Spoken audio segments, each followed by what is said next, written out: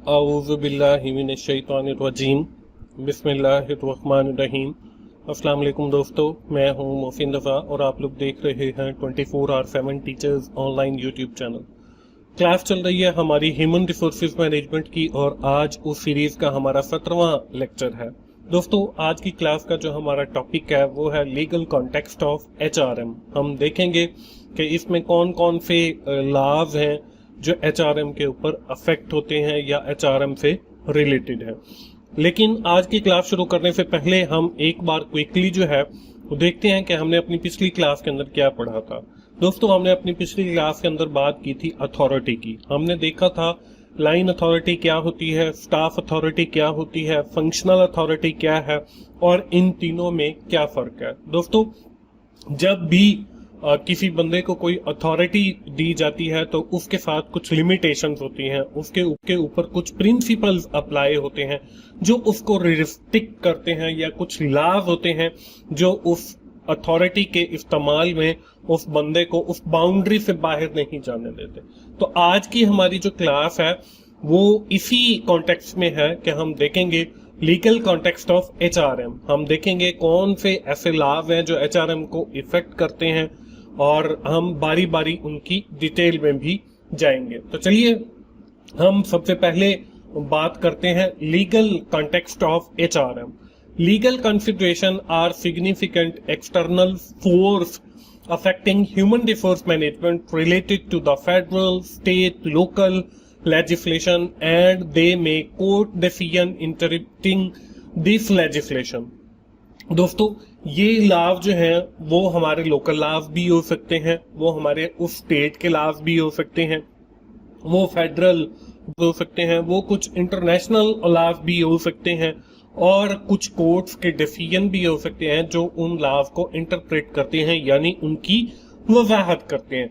Keeping in view the importance of legal consideration, manager must understand the legal issues and affects the practices of HRM like कि manager जो है वो ना सिर्फ in laws को understand करेगा बल्कि उनकी जो इम्प्लीमेंटेशन है किसी भी ऑर्गेनाइजेशन के अंदर उसको भी वो इंश्योर करेगा।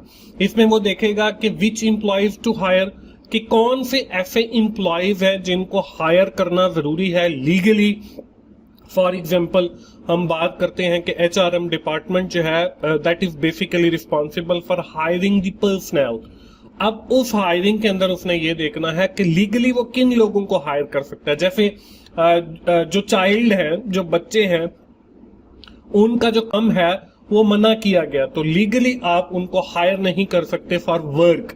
तो हम देखेंगे कि वो जो कैंडिडेट है जिसको हम हायर करने जा रहे हैं उसकी जो एज है वो अडल्ट है। अब नॉर्मली ये भी देखा जाता है कि उसका आईडी कार्ड बना हुआ हो ताकि वो चाइल्ड या माइनर की कैटेगरी से बाहर हो।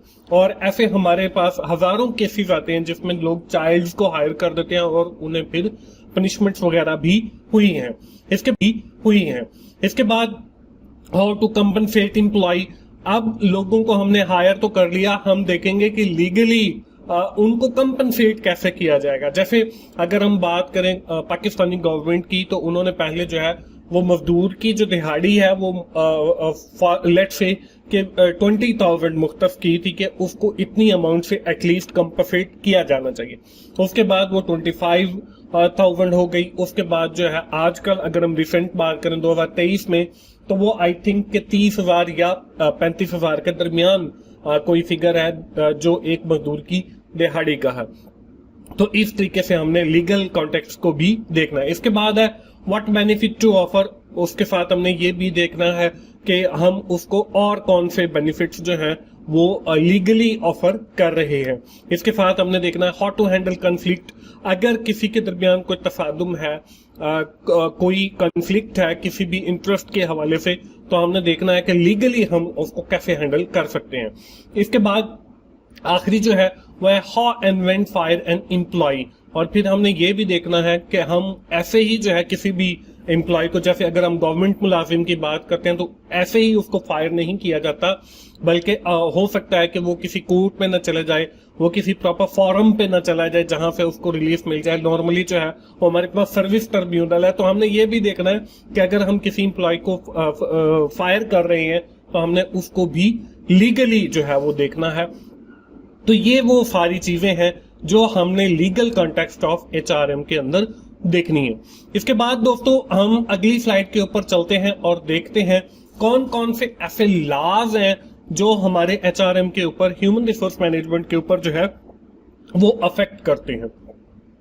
The laws affecting HRM can be divided into two broader categories. The first one is the EEO, Equal Employment Opportunity, and the other one is the other laws. The major EEO laws cut across nearly every aspect of managing human resources. अब EEO क्या है? EEO जो है वो equal employment opportunity है। अब इसको पहले मैं आपको वर्बली थोड़ा सा समझा देता हूं। इसमें होता ये है कि आपने सारे, आपके पास जितने भी एम्प्लॉइज हैं, अगर वो सेम कैडर के ऊपर है, लेट्स सपोज मैं बात करता हूं कि हमारा जो है वो स्केल है, बीपीएस है, तो हम देखेंगे हमारे पास जो है वो क्लास 4 के एम्प्लॉइज हैं, हमारे पास कुछ ऑफिशियल हैं जो हमारे पास 5 स्केल से लेकर और 16 तक आते हैं। उसके बाद कुछ ऑफिसर्स ग्रेड है जो हमारे 17 से स्टार्ट होता है और उसके बाद 1 तक जाता है।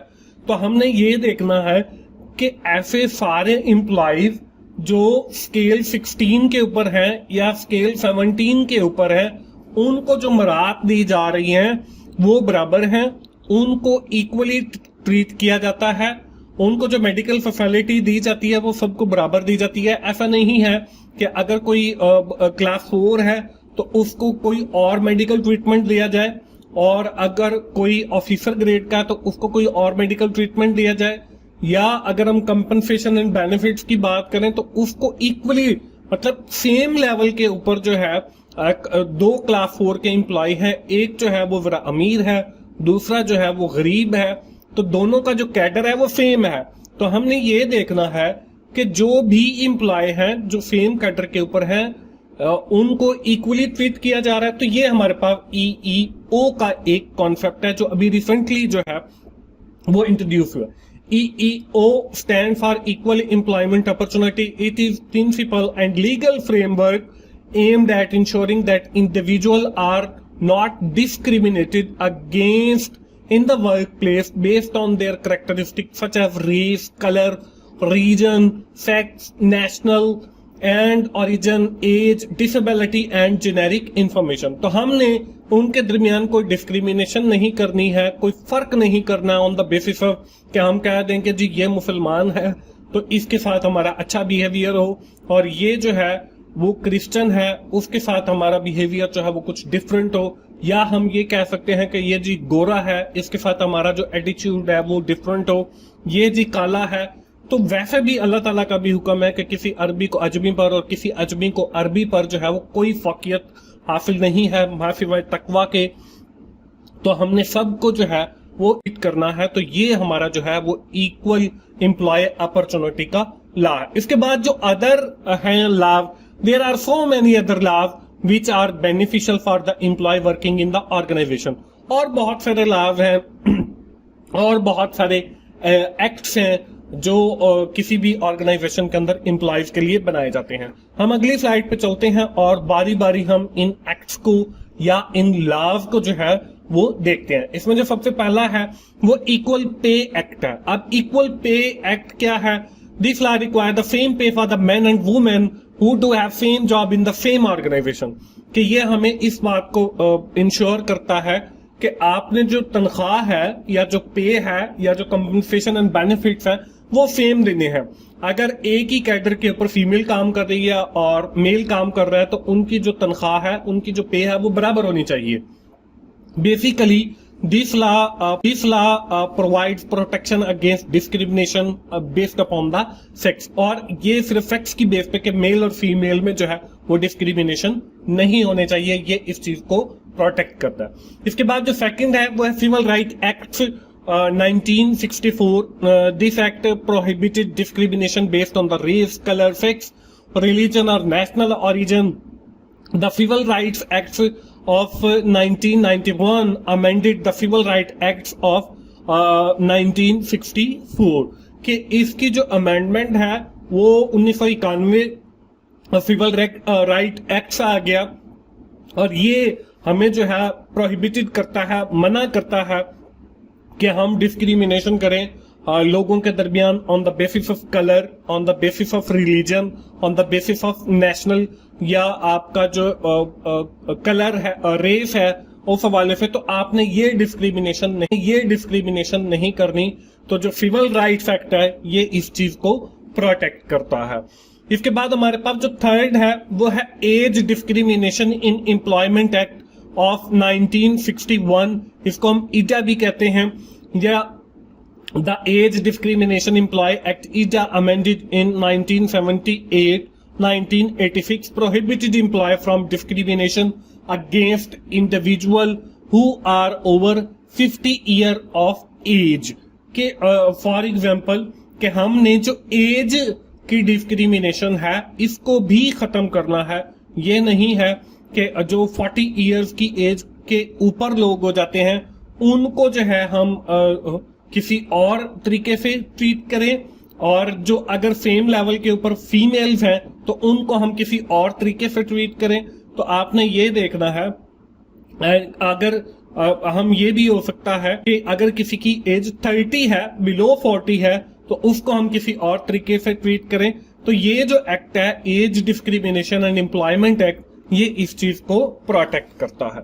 इसके बाद आखिरी जो हमारे पास एक्ट है वो है जी अमेरिकन विद डिसेबिलिटी एक्ट, एडा भी हम इसे कहते हैं।